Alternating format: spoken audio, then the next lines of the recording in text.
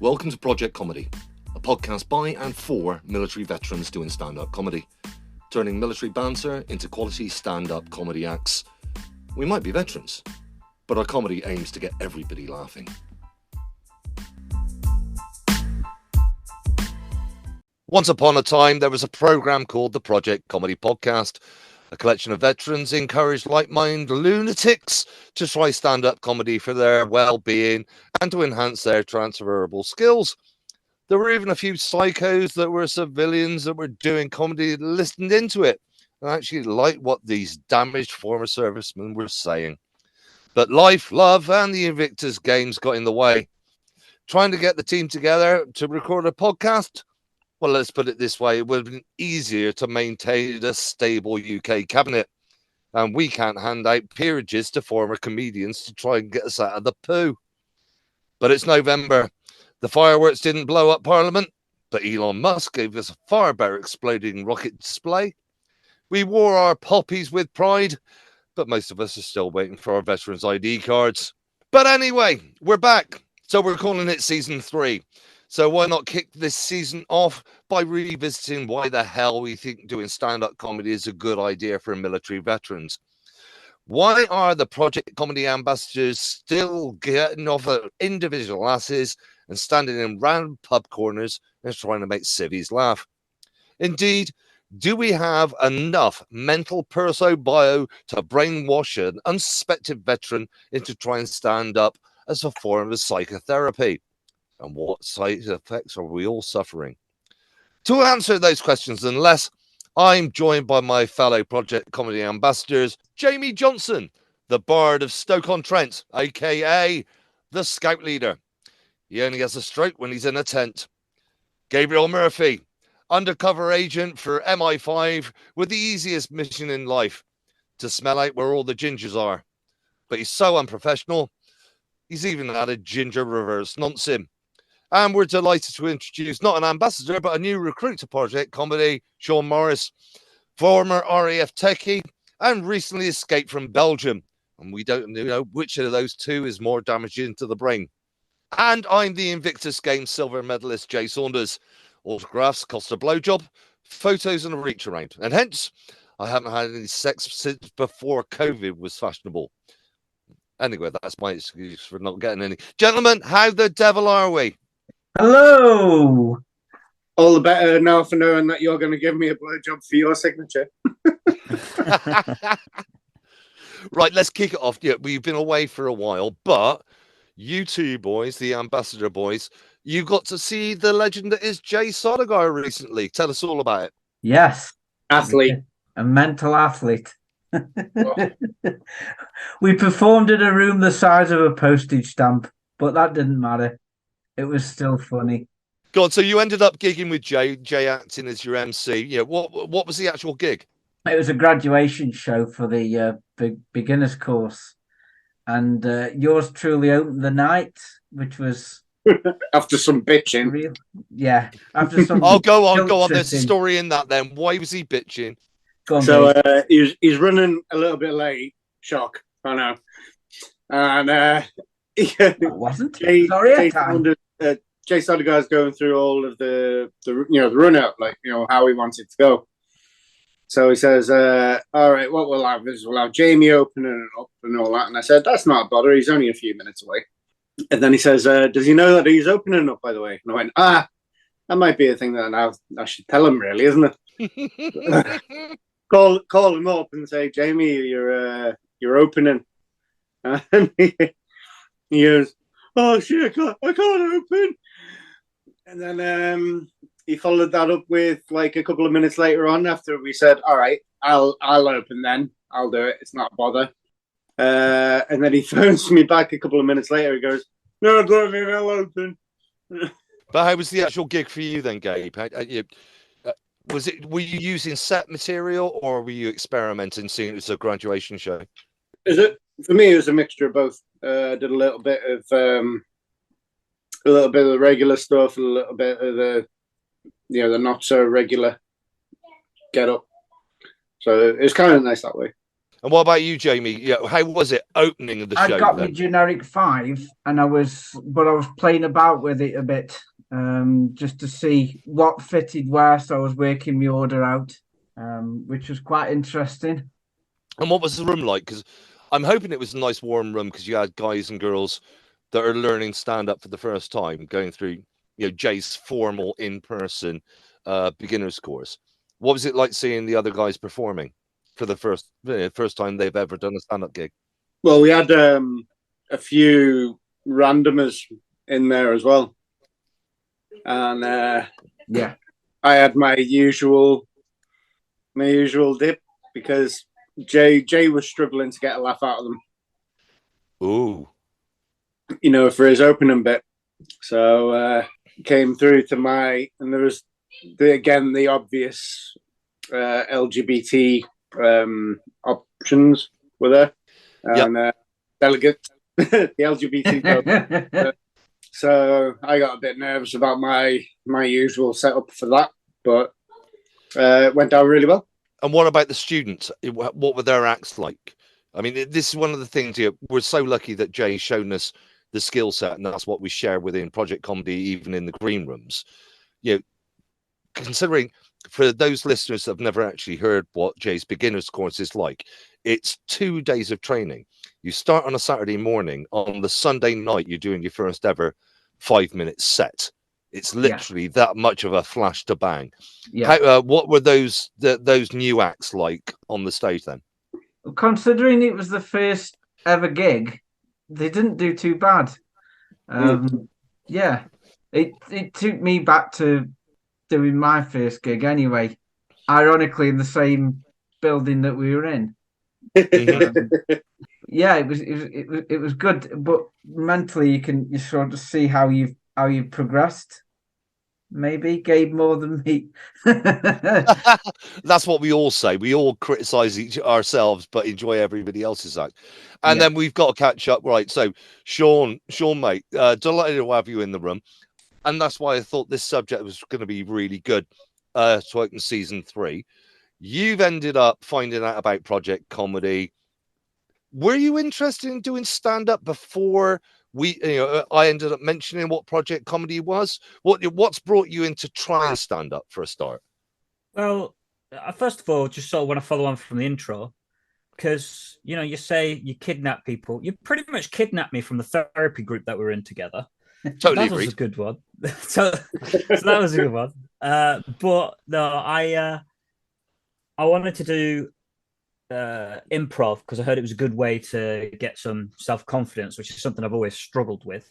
But I decided that when you mentioned that I couldn't find anything nearby, or I was going to go to London, and there's lots of people, and I mean, it's fucking London. Why the hell would I want to go there? So agreed.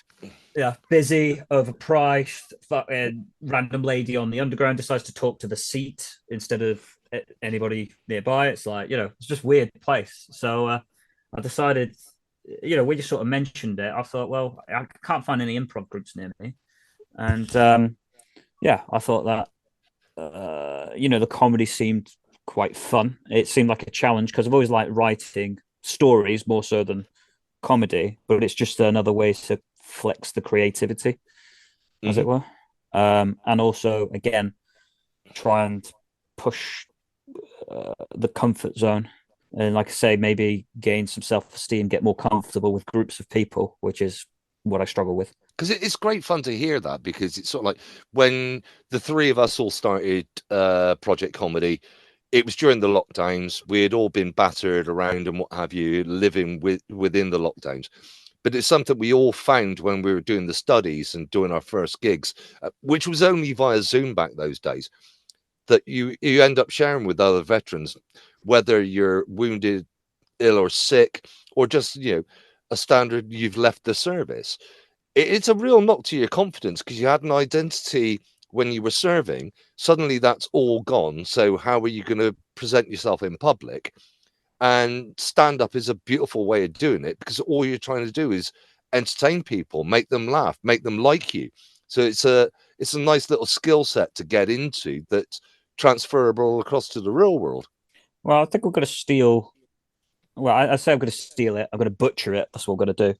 But I remember an interesting interview done by John Bishop, and Hmm. he said, people with you find that people that are comedians more often than not that or people that want to make people laugh are the people that are actually tend to be the most miserable. Now, as depressing as that is, seems to make sense because you're just like it gives you joy to make people laugh. It makes you, Yeah. oh, this is nice. People are having fun, and that kind of in its own way is fun. It's a nice dopamine hit to the brain for a change, and yeah, so something like that was also quite because I enjoyed obviously making people laugh and a joke. Me and my family are always pushing the envelope and winding each other up, but in a fun way. And it just seemed to be like, yeah, this sounds kind of fun. Let's give it a go. And you'll find when you actually get to the physical circuit, when you meet the other comedians, we're not normal.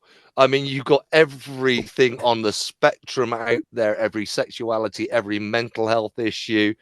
Um, we're all a bunch of loonies. So it's basically you stand at the back of a room with a bunch of like-minded people, and one by one, you walk to the front and try and make people bloody laugh. I'm not normal. I'm normal, even. No, I'm Gabe, definitely not normal. anybody that's ever listened to this podcast will automatically confirm that there is no way we could ever accuse you of being normal. If we did, we'd be prosecuted under the Trade Descriptions Act. I mean, I'm definitely not normal. I mean, I'm drinking fucking Kraken and Coke out of a Satan mug, so I'm happy. It's actually Baphomet, but yeah. Are you a closet Satanist? I had a Jehovah's dabble when you were Witness turn younger. up one time and asked me about God, and my heavy metal was playing, and I decided to tell them that I was Satanist. Yeah, they've never been back. They've never come back. Yeah. So let's revisit Excellent. what stand-up comedy is. And I thought a fun way to do it is look at it in reverse order, because the concept it certainly was the way I looked at it when I started out with stand-up.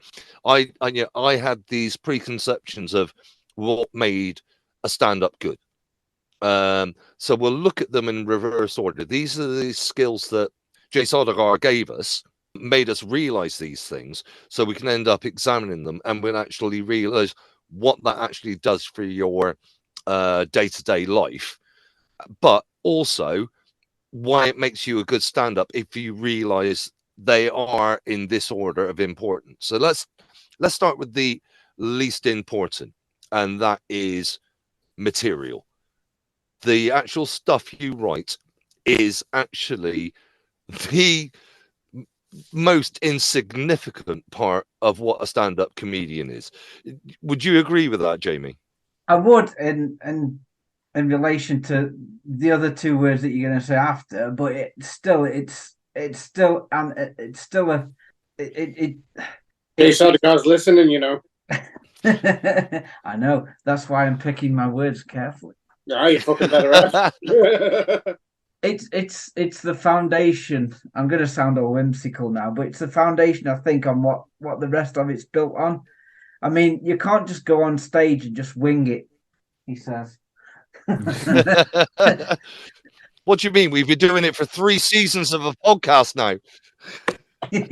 But yeah, it compared to the other two words you're going to come on to, and I won't give any spoilers away. Yes, it is, but you still need good material. I think personally, historically, I've concentrated too much on material, and it's affected my delivery, to an extent, my connection with the audience. Did you find pretty much the same thing, Gabe? That your first couple of gigs that you placed too much weight on material?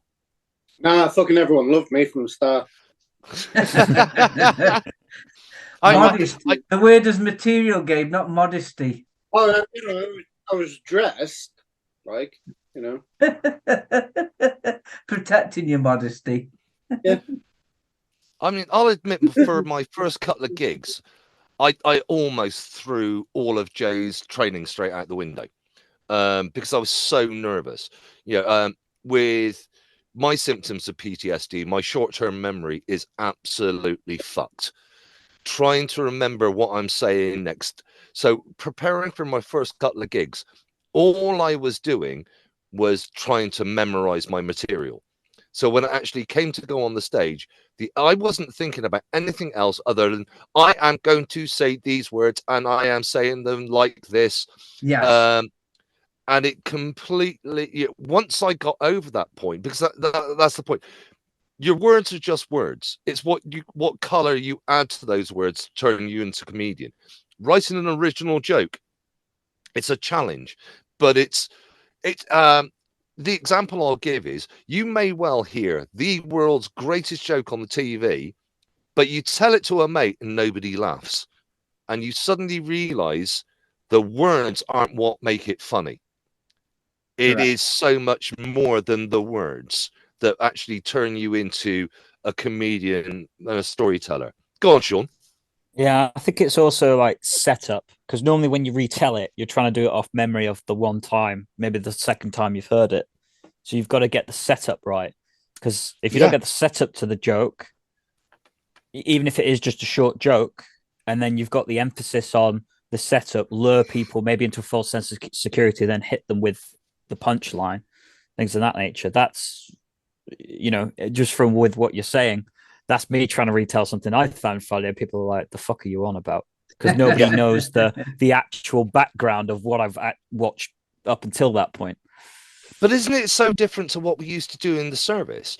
Because you be in the crew room or the mess deck or in the barracks, and you start telling jokes and stories with each other, but they would always be shaggy dog stories. You got such a long setup for a killer punch. If you try to do that in a stand-up stage, they'd walk out of the room because they want to laugh now, not in 5 minutes' time. I don't know about that, Jay. I mean, I was always working. I wasn't in the crew room. Just fucking top techie right here. Fucking hell, how As any good popular fairy were you? was. There's the RAF tech. With his John, Yes. the lads on the ground there, working with you officers, just sitting about doing fuck all, eating biscuits. Balls to all the officers, balls to all the officers, dirty old men. Yes, I'm quite happy with that. And I resemble that remark. And they sit around while we shut their door. Right, okay, I'm not going into it. But I think and it's one of the big things we have to get through to people when they end up joining us in the green rooms and Project Comedy is material is important. It is important, but it's the least important. And especially when we take them through the 4-step editing process that Jay Saldergar's invented, you suddenly realize that I've written this amazing piece of prose and this is the funniest thing in the world. But when you go through that 4-step, you suddenly realize what's important. You discover, it's all about making people laugh. And that's all your material is finding those bits that make people laugh, but there's skills you use thereafter that make them laugh. Come on, then give us the second word, because I'm dying to share an analogy with you, but I can't. What I wanted to do before we jumped into the second word is this thing of, I think it's going to be pretty common for so many veterans, this fear of not being able to remember your material. And I just wanted to. Yeah, and weren't we all? Let's take the example of when we all went down to do the Brighton Fringe. Yeah. The first time we were trying to do 15 and 20-minute sets. There is no shame in having a set list that you may have written on the back of your hand and what have you. What is wrong with using mnemonic set lists, writing things on the back of your hand, leaving something on the stage? There are tools you can use to enable you to remember what you're supposed to be saying on stage. Gabe, have you found that set lists work or hinder, or are there times, I need a set list for this, but other times I can just free flow it? It's a bit of both, and I appreciate how vague an answer that is as well. I'm just enjoying the splinters in my ass as I'm sitting on the fence. If you feel like you need the help, then you need the help.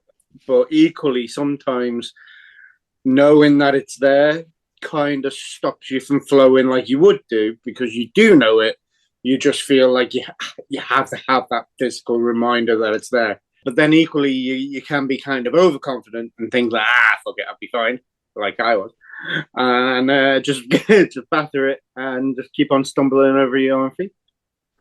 And we saw that with you, Jamie, didn't we? Because if we compare what it was like for your set list you took out in Brighton, Yeah, it was a full sheet of A4, absolutely covered in a set list. But your generic 5 now, what you've got about 5 or 6 things on the piece of paper now. yeah. What was the big difference for you between you needed that many notes to actually walking onto the stage now that you could actually scratch on the back of your hand? More confidence, I think. The more I practiced, the less words I needed. And actually, what we found was that the more scribble I had on the page, the more distraction I had. It was counterproductive for me to have that many words on the page. It's actually a hindrance. You're linking me beautifully into what the next word is. We've spoken about the least important. Let's move to the middle one, which is performance. It is your performance that puts the color into the material. Yes. And I suppose what you're saying is if you've got a massive set list with that much detail, like you started off with in Brighton, because you're constantly looking at the set list, how can you perform those words? Yeah. But which I was going to use as my analogy. Part of my generic 5 is a Shakespeare dialogue, and I've got my lines on a purposely faded piece of paper to look like parchment, and that's my prop. So I can actually use I can hold the paper on stage, so the words, my material, are the least of me worries now. I've got them. That's fine. I don't need to worry a bit about them for the next 90 or 100 seconds. I'm golden for what I'm going to say. It's the performance. It's how I say it. And you've said it before. I've been doing me preamble leading up to it, and it's like I'm saying the words. But as soon as I pull out me parchment and start to recite Shakespeare, that's the performance comes out. And you said visibly my performance goes up because you're relaxed into it. 100%. Yeah, because I'm relaxed on it. I'm not focused on what I'm going to say. I'm more interested on how I deliver it to the audience, the performance, and they appreciate it more. I suddenly turn from what I perceive myself, and I'm overly critical, I know, but so what? I see myself as being a robot on stage, very monotonous. I haven't got dulcet tones. Having the beautiful potted accent that I haven't got dulcet tones. But when I turn into Shakespeare, I can really ham it up and pretend I'm a thespian delivering these Shakespeare lines, and that just cranks it right up. And after that, I settle into my performance, and for the rest of the set, that carries me. Just so we don't confuse the listeners, because I think it's very easy to understand what we mean by material. That's words on the page. How would you define what performance is, as opposed to what the words are on the page? It's how you present yourself on the stage. As in, if you're just standing there holding a microphone and saying the lines, it's boring, and it feels boring. But if you're walking front of stage, rear, stage left, stage right, you're using the whole area, and I don't want to lead on to the next word, but you can see where I'm going. It enables you to interact. I'll use that, interact with the audience a lot better than if you're just standing speaking into a mic. It's just totally that's just one dimensional. It's just like it's just like you're reading something off a page, standing with a microphone. It's not pleasurable to to do, let alone to be an audience member and have to listen to it. So if you can create some excitement, and it kind of gives the material volume, if that makes any sense. Totally. Yeah. It's not just though it's not just physical and where you stand on the stage though, is it? It's I Your love clothes listening can to be radio. props as well. You can dress however you like on stage. If you walk out stage, this is why some people perform in suits. Some people, like I did in Brighton, and that just made that. I put on that. You said to me, I put on that suit, and that was. Yeah. It was like a persona, like a character. Some people wear flamboyant clothing. It gives your performance an extra edge to just you delivering some words.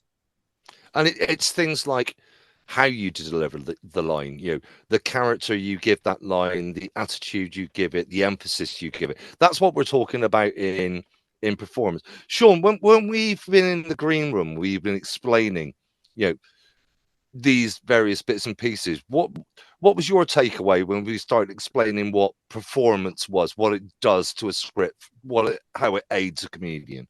I think I've got to step on the fucking little landmine, but the performance to me was the emotions that you attach to each line that links into your performance. Because you said you have an emotion with each line increases your performance because people can empathize. If you are like a good flip, and a flip that I like of what I've watched with other comedians, because I haven't performed yet or done, but something that I try to sort of do is when you're talking about something particularly gruesome or miserable, something with a bit of shock factor, do it with like a really cheery disposition, because it's completely at odds with what you've just said, which gives a better reaction on your performance. Yeah.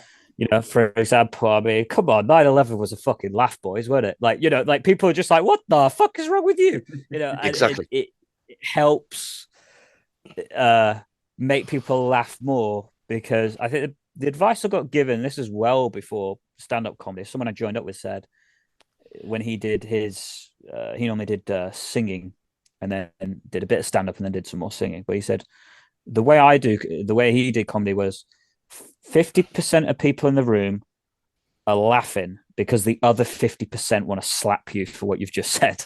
That's pretty much how he described it. But then he also had a very dark disposition.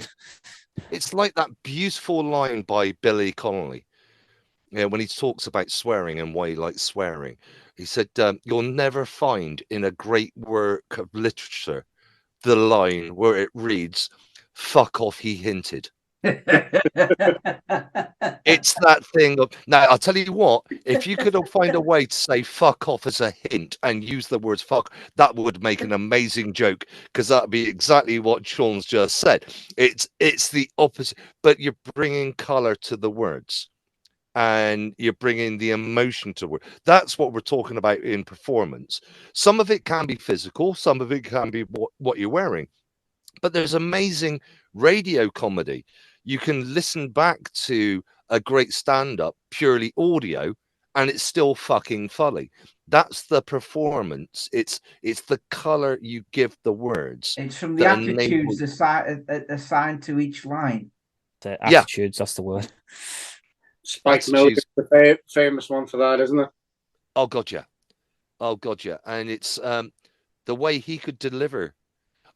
You've just reminded me of a beautiful one that Spike did. You're probably too young to remember it, but he had a series of programs called Q. He turned around with this tiny sketch on Q, and he went, Mogdon, Valium, opium. These are a few common words from our priest. It is that thing that it is, you put the color to the words and the punchline becomes more powerful because of the color you put to those words. Is it wrong that when you said that you did a thing called Q, I wanted to automatically say, oh, I. You never know. Maybe we'll get somebody from Project Comedy to be on QI, but I don't know what letter they've got up to now and what they're going to do when they get to Z. Put it this way, well, LGBT fucking Q, that seems to be going fucking high enough, so don't worry about it. Sure, they've got plenty more letters in the fucking alphabet they could do. Yeah, after Z, they can go to Come plus. on. They'll do like Alpha, Excel. Bravo, They'll do like Facebook. the Excel spreadsheets where they just go AA, AB, AC, AD. Tonight on QI, the letters WF. The first episode after Series Z will end up being AA. So we're going to take you through the 12 steps. It'll be an interesting program for them to do. Fucking hell, there's 12 steps now. But the most important thing, then, let's talk about the most important thing, and that is connection. That's what makes a comedian a comedian. I'm not going to steal the thunder, boys. What have you discovered? Why connection is the most important thing? Sex appeal. Well, I don't have much of that, mate. I mean, you've stolen all of mine. But yeah, why does connection matter? Because that's what draws the audience in. If you can find a link between you and the audience, that's where the magic happens. Oh, good Lord. There's the cheesy bit. But I suppose it is true, isn't it? They're not going to laugh unless they like you. If they don't like you, why are they going to laugh? You've got to find some common denominator, aren't you? If you can find the common denominator, the X factor in the room, and it's different depending on every audience. It's a different thing. You'll come out with one line one night, it'll be tumbleweed, and you'll deliver exactly the same line to a different set of people, and you'll get a round of applause. It's weird. So it's working out how that audience is built up. And you've got to build it up quite quickly, because obviously being an Irish fella who joined the British Army, you really build them bridges quick. But I think that's true for any, even if forgetting servicemen or veterans or things like that, any open mic comedian needs to make connection rapidly, because otherwise you're just this random moron in front of a microphone. Why am I going to laugh at you? You need to be able to connect within the first 30 seconds and get them to go, I like this guy. I like this girl. That's why I'm going to be in that room. If you're just telling dad jokes and what have you, because you've been watching Yeah Mad for the last 6 months, you're not going to connect with an audience. They need a reason to laugh. So it's building that connection that enables you to get to your performance so they start listening to your material.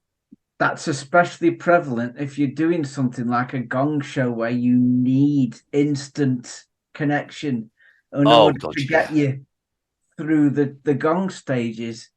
Because like you say, if you haven't got the material, if you haven't got the performance, and like you say, most importantly, if you haven't got the connection, you're just going to be gonged off. You might as well just walk on stage, say hello, goodbye, and walk off stage, because you've got to get the connection there to get people to like it. That to me is the hardest. It's the hardest part, but the effort is worth the reward. Definitely, the effort is worth the reward. What we're going to do is we're going to take a very quick break to let people know how they can get involved with Project Comedy.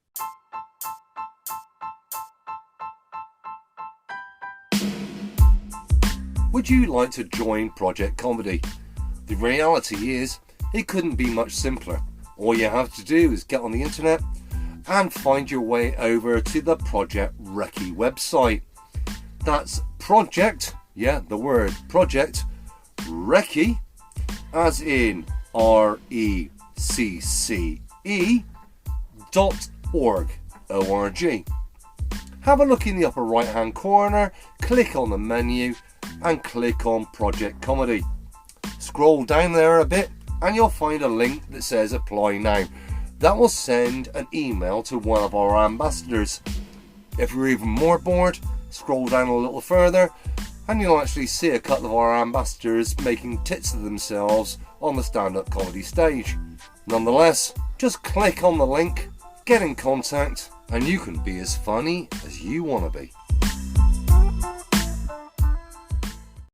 The process that we described, think of it more like a funnel rather than a pyramid, where normally we say, the most important thing. Really, what you do, you take all your processes and you refine it down. But your connection, yes, is the most important thing.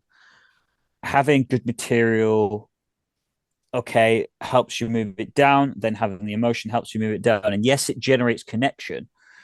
Yeah. But if you have loose material, you can still refine that down with the right emotion and with the right, sort of knack, maybe even a bit of performance and movement to get your point across. That'll help. So think of the process more like a funnel rather than an inverted pyramid. Not building it up from the material, you're refining it down from the material into a finished product. And I think that's the difference between being a joke teller and being a comedian. Your material is important. It just happens to be the least important part of being a comedian. You've got to have brand new, amazing material. But what makes you a comedian is your connection first, the way you perform it, and then you've got your bedrock of solid material at the bottom of it. It is get on the stage, make this audience want to laugh with me or laugh at me. It depends on what kind of character you're going to portray on the stage. But it comes from a bedrock of good material. No, I'm not saying you could take a telephone directory in the add performance to it and add a connection, and you're going to be a great stand-up. But you need a bedrock there. Other bits will lead you to be a comedian rather than just a joke teller. I feel like most of our audience, Jay, won't know what a telephone directory is. Sorry, we're not all that old, mate. That's true. That's fair enough. I mean, let's talk about it from the perspective of a veteran being a stand-up comedian. We've got a stereotype of what vets are like. So if you let's say you did the worst thing in the world, it's your first open mic night, and you walked on wearing combat fatigues, you're wearing camouflage and what have you. What would an audience think of that person? Well, they wouldn't be able to see them, for starters. And don't worry, boys, I'm here all night. All I can say is you're going to some fucking dodgy pubs if they got camouflage wallpaper. You just walk on stage, just this disembodied head and hands. Just rolling your head around. Oh, this AI's looking really fucking cool today. Jesus, got holographic. But do you think a veteran would be concerned about getting on the stage and think, well, I'm not going to be able to connect to these people because I'm a veteran, so how are they going to connect with me? I think that goes for most people, though. You don't, not necessarily because you're a veteran. People would be like, holy fuck, I'm going to stand up in front of, and I have to, well, I'm here to make them laugh. I have to do it. There's pressure. Does it have to be a veteran, does it? Absolutely. No, I think you come up with something very important. It's the fact that when you stand on a stand-up stage, they don't know you're a veteran until you tell them you're a veteran. So those stereotypes don't apply until you expose your backstory. And I think that's important for any veteran to hear. It's sort of like any of us can be a stand-up comedian. You could be working the checkouts at Sainsbury's and be a stand-up. It's only what you expose will then give them a stereotype. The thing is, though, it's like, is a lad from Newcastle going to get a connection to a group, from where you are back in the hillbilly and the middle of fuck nowhere? Is an Irish fella going to get a connection with someone in Manchester? Because last time a load of Irish people were here, Manchester got a bit of a facelift. Warrington, especially. Yeah. Is someone from Wigan going to get connection with anyone else in the world apart from his immediate family?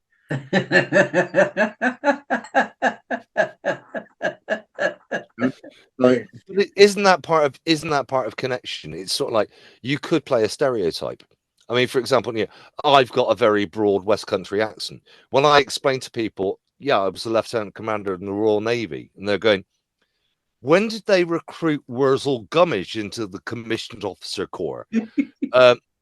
It's something that I can then play with to get that connection. As long as you know who you are or whatever character you're presenting to the stage, that can aid you to get that connection with people. Project Comedy does not condone regional stereotypes. Indeed, we all are as bad as each other. Project Comedy would also like to point out that West Country is the sexiest part of the UK.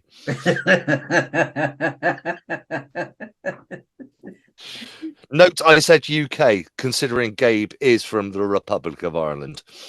You could just say Ireland. No, I think we still own a little bit of it. I'm standing by. I'm standing by.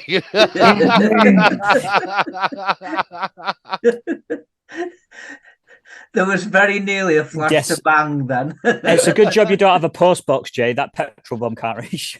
I'll tell you what, that's going into my dark humor set. I'll tell you what, it's going in there. Yeah, no. But I think there's one thing that we've all discovered is a nice way to get into that connection point from the perspective of being veterans with mental health issues, has been using self-deprecating humor.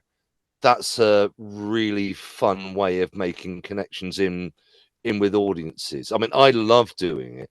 Do you, Jamie and Gabe, because you've actually been on the stage and done it for real, is that a tool you like using because it's a nice, comfortable way to connect in with an audience? Well, I'm from Stoke, so pretty much everything I say is self-deprecating.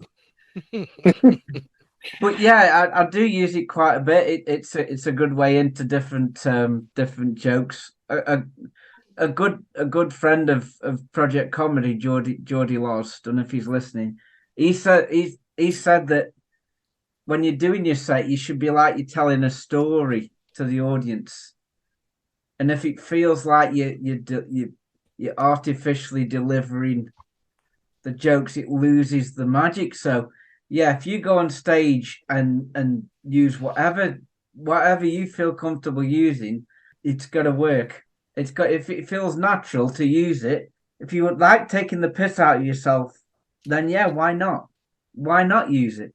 One of the ones that I've been using, especially for this fucking clean set that was thrown on me at 2 seconds notice, was at least you can all agree one thing, like, the comedian was funny.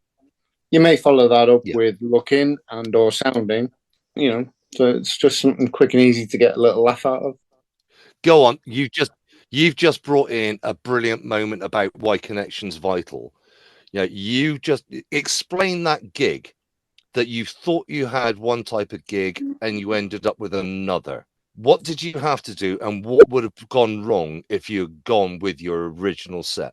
So the reason why I had to change my set mainly because there were children there. What did you think? What did you think the audience I thought it was to just be? Going to be like a couple of veterans there with a couple of people who've had substance and alcohol misuse. Right.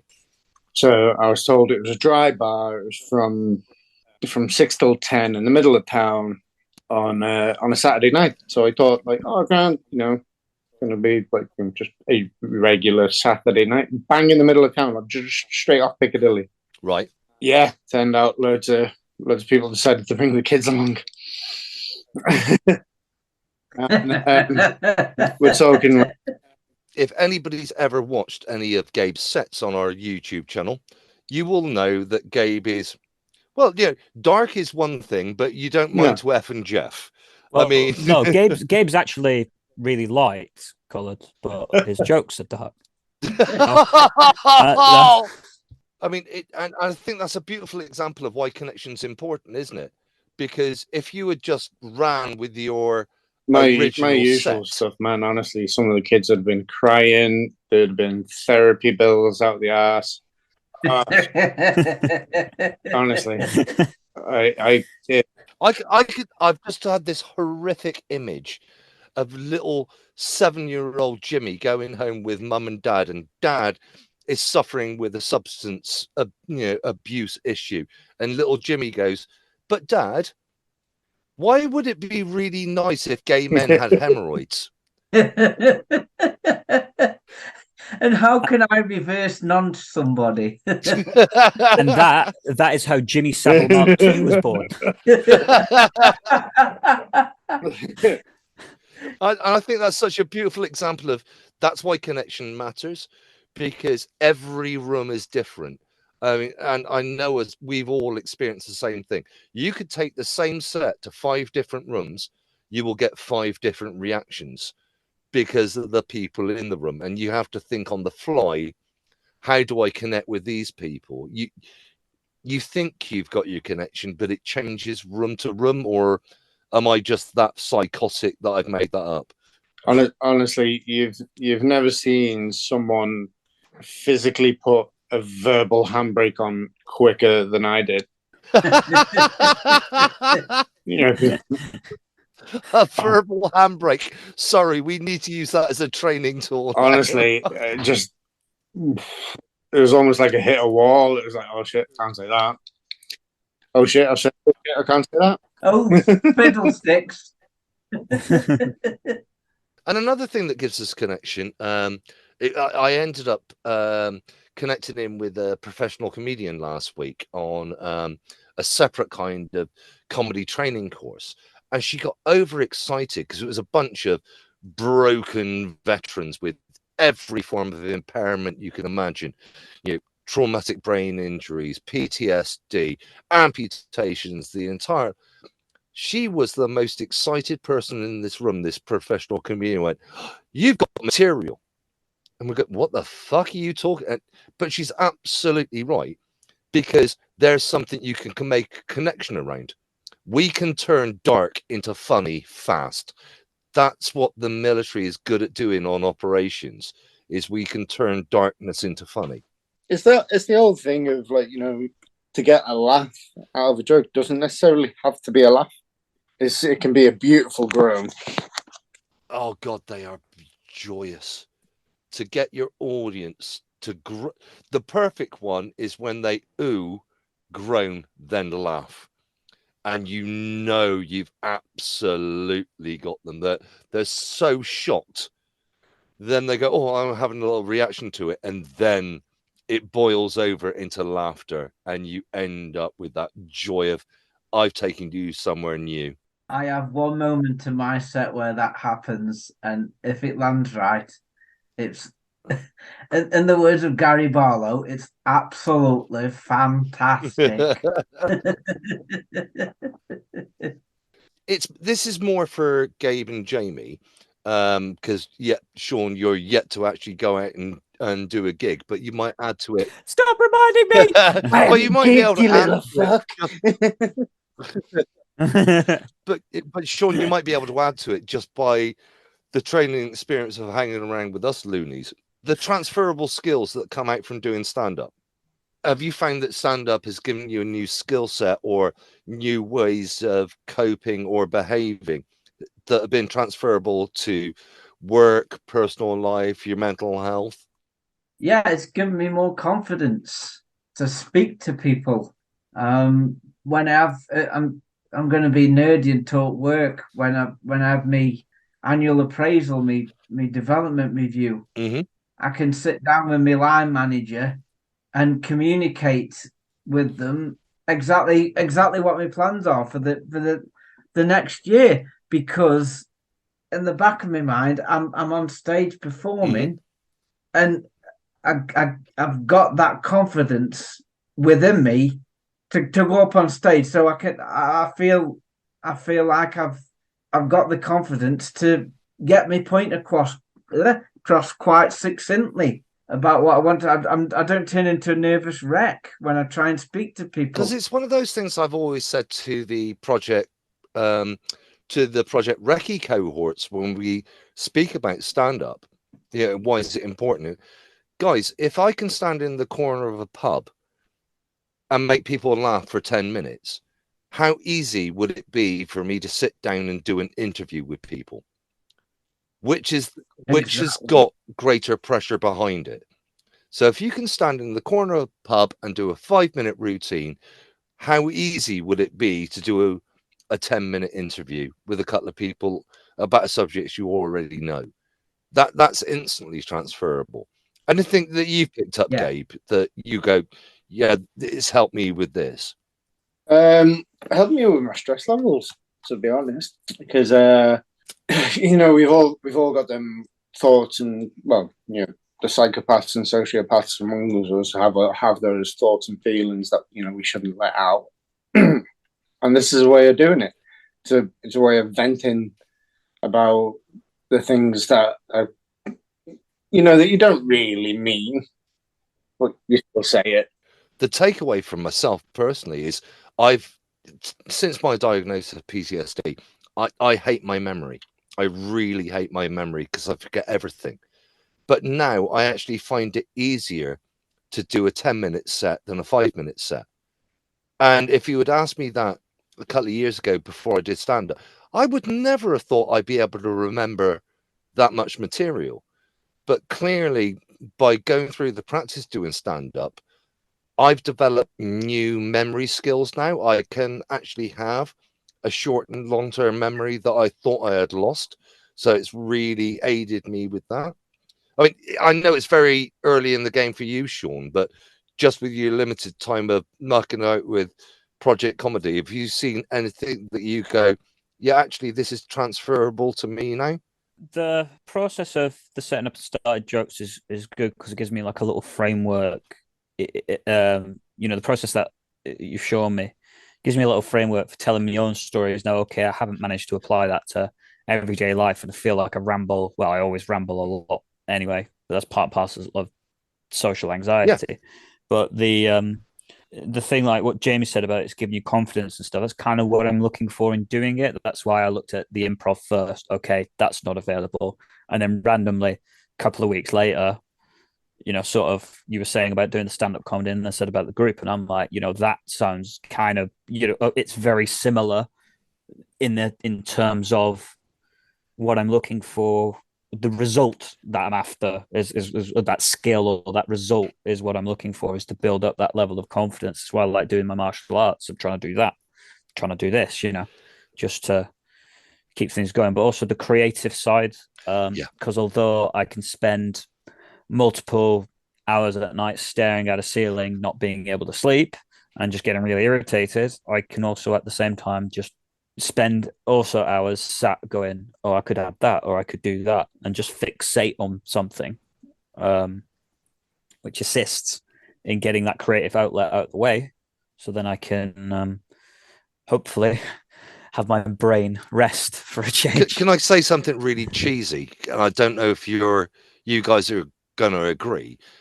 For me, the greatest transferable thing I've got out of doing stand-up is an increase of self-worth. You know, I lost my identity when I ceased to be Lieutenant Commander Saunders. That crashed my identity and what have you. But by doing stand-up, even just the writing process, the editing process, that's, you know, that's funny. I've seen it on a page. It's increased my self-worth just by engaging in stand-up. Doesn't mean you have to take to a stage. I'd encourage anybody to take to the stage, but it's just engaging in that process. I found a nice way that makes me laugh that has increased my self-worth. Have any of you guys felt the same sort of thing? Yeah, I have. Been out to local battle cruiser, or if I'm at work and people have said, "Oh, what did you get up to at the weekend?" Oh, I did a stand-up comedy gig. Did you?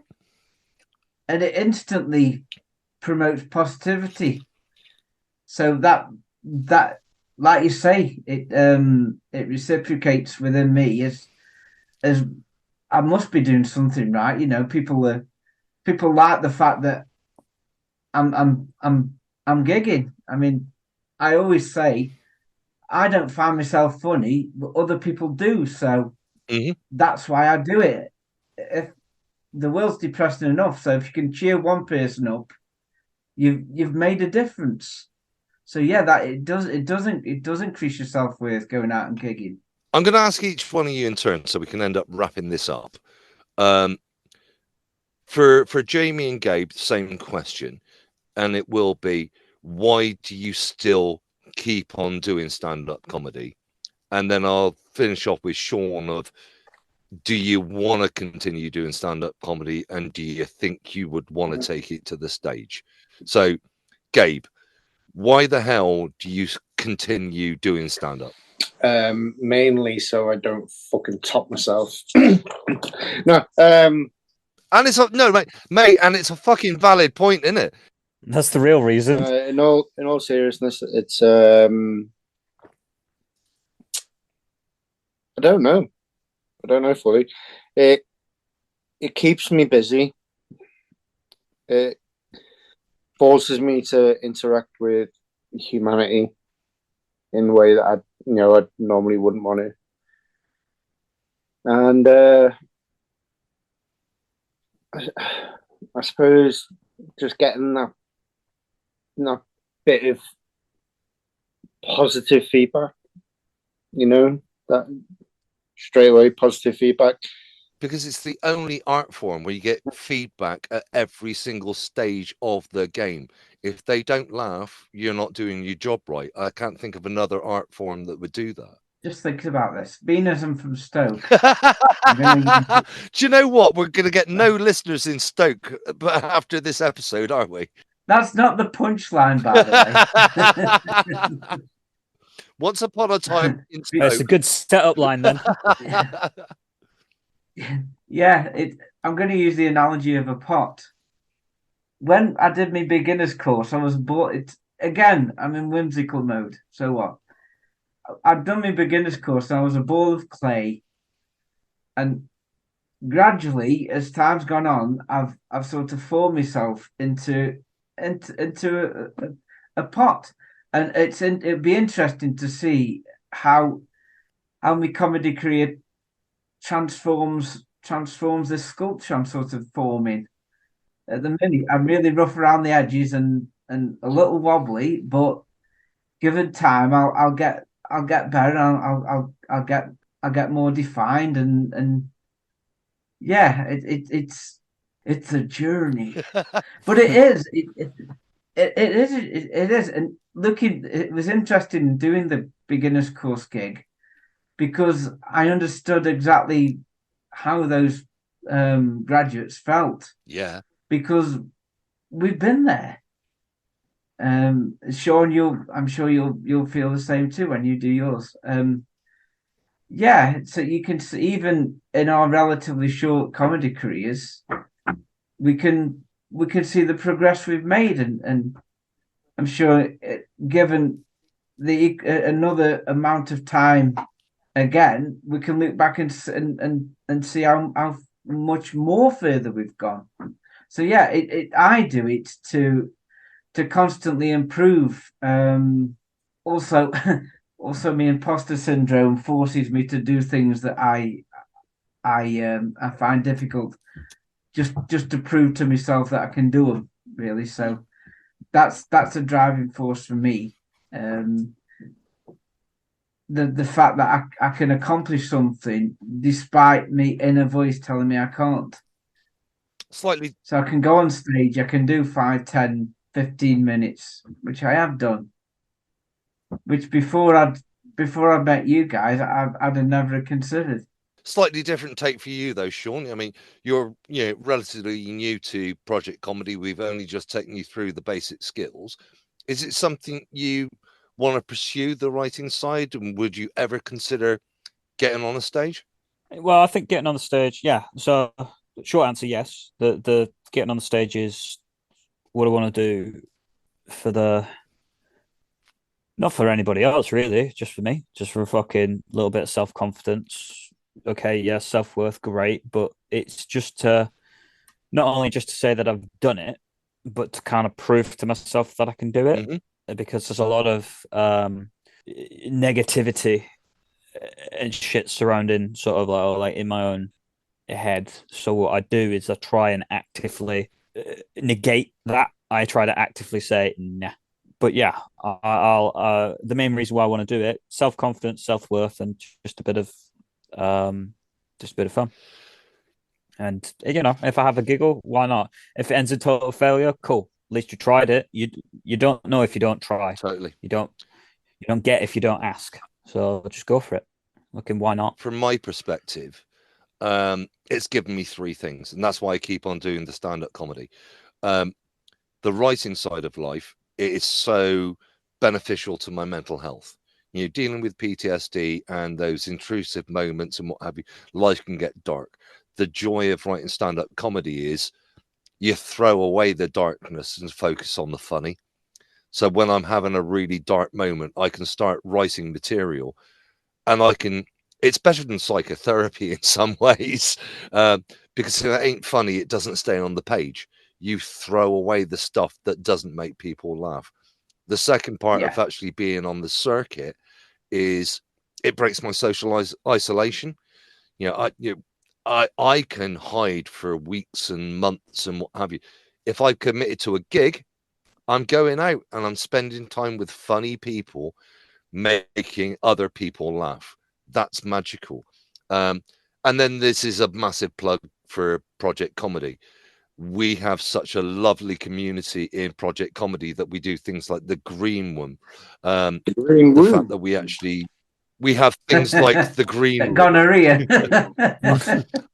I'll say that again then, so it's a proper plug. We have things like the Green Room, and the fact that we will get together to rehearse our sets ahead of a gig.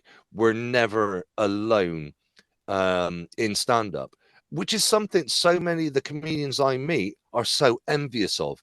They don't have a network like us where they can test material with like-minded people. So I've got those three things of I can focus on the funny, I don't have to be on my own, and I've got a network of mates that'll help me succeed. Do you guys find the same, or am I talking absolute bollocks as per normal? No, not at all. No, valid points. I think in the back of my mind, I'm always anticipating when I walk on stage, I'm going to be in front of a hostile crowd. That was my perception before I started stand-up, really, and nothing's further from the truth. You gig at places where people are there for the comedy, so you gig in friendly rooms. In fact, the worst gig I've ever done, and I've committed a stand-up comedy cardinal sin, is I've done a mix. I've told this story before. I'll tell it again. I know what you're going to say. I know what you're going to say, Jamie. Yeah. You didn't touch a kid, did you? No, just a genuine one. Not this didn't shred particular paperwork, time. no? Not that I'm gonna say anything more on the subject. Fear of incrimination. No. Seriously. The worst comedy gig I've done was a mixed open mic night. Oh God, yeah. So the worst audience I've ever had wasn't hostile. It was just indifferent. They didn't care that I was on stage doing jokes. They just wanted to get up and play the guitars and do Wonderwall really badly, So that would be my one recommendation. If you're going to do a comedy gig, don't go to an acoustic open mic night. It's simple. That's my one nugget of information. I'd say if you're going to do a comedy gig, go to a comedy gig where people are there for the comedy, and they're receptive to people there who are gonna make them feel good. That's very similar to that gig that I did, where I found out it was clean. Like it was a bit of a cabaret night, and we used to tag act. my act Gabrielle. One of the girls who was singing before me came up and she said, "Oh, do you know, it's probably because the microphone wasn't working too well." And I went, "No, the microphone wasn't working when you were singing because you're shit at singing." People weren't finding me funny because I was having to fucking half cut through shit that fucking couldn't say anymore. And I think that, Yeah, but that goes back to your military Yeah. training. Yeah, Adapt and fucking wing it. overcome. Yeah. Wing it. Just make it up as you fucking go. Yeah. and I think that's a nice way we can actually wrap this up. Is we can actually give you the skills within Project Comedy to actually get out there and be a success the very first time you gig. But even more importantly, get out there and go and see some live comedy. Live comedy needs support. It really needs support. And you'll actually discover that open mic nights, they're really supportive. They're not there to destroy you. They understand that you're a new act, you're building what you're doing. It's actually a lovely place to be. It's not like watching live the Apollo. It's not like Jimmy Carr inviting heckles and that sort of stuff. Actually, you can be trained the skills as we were in the military. When we joined, when we joined our depots or basic training, we weren't military personnel then. With a bit of training, you can be a comedian before the first time we put you in contact with an audience. And trust me, you will enjoy it when you get out there. Gentlemen, this is episode 1 of season 3. Hopefully, we'll encourage a few people to get into stand-up comedy. It's, as always, it's a delight to have you. Gabe, thank you so much, gorgeous boy. Welcome. Jamie, enjoy your gigs this week, because you've actually got 2 gigs this week. I have. So on the Wednesday, I'm gigging in Digbeth in Birmingham. Just to point out to people, that is the day this podcast gets released. So where are you performing tonight? It's a place called Under the Rainbow. It's a new comedy gig that's open. I think I'm the second night. Yeah. Brilliant. And then the following night, so Thursday night, you're doing the dreaded gong shows again, aren't you? Yeah. On home. That's a home gig. Yeah, that's in Newcastle under Lyme. That's at a rock bar called The Rigger, which does comedy nights. Yeah. Excellent. And Sean, a brand new member of Project Comedy. Thanks so much for being here, mate. And hopefully we've not scared you off from doing comedy. Yeah, when you're going to start gigging, you little fuck. Well, see, this is the thing about this group. You actually get like some support and feedback. Not nice support and feedback. No, we don't do that. No, but you get some good support and feedback. Unlike you go, yeah, I just want to try this like stand-up stuff, or I've just started going through the process, and then your mate in the bar goes, so tell us a fucking joke then. Like, what do you want me to do with me on the fucking spot? Like, and no matter what you say, they're gonna keep a straight face because they're all cunts. Just to ruin you. So no, it's good. Although they don't really laugh at my jokes here either. So it is what it is. I have to go through the process. Sean's becoming my little protege. Ladies and gentlemen, this is the Project Comedy Podcast. As always, we'll send you off with a few social media links and how you can end up following us. But until next time. Oh, yeah. If you want to see what we're actually like on stage, please have a look at our YouTube channel. Search for Project Comedy, Veterans Doing Stand-Up, and look for our black and white logo that's exactly the same as the one we use for this podcast. You can also now follow us on Twitter. We can be found at Proj Comedy. That's at PROJ Comedy. I'm EJ Saunders. I can be found on Facebook, Instagram and Twitter if you look for Comic J Saunders. That's all one word with the letter J in the middle. Comic J Saunders. Thanks again to everyone that's taken part in this episode. Until next time. Thanks for listening to the Project Comedy Podcast. Please support our veterans as they continue their comedy journeys. To find out more, including gigs our veterans are doing, please search for the Project Comedy group on Facebook, where you'll also find links to Project Recce, the veterans charity that makes Project Comedy possible.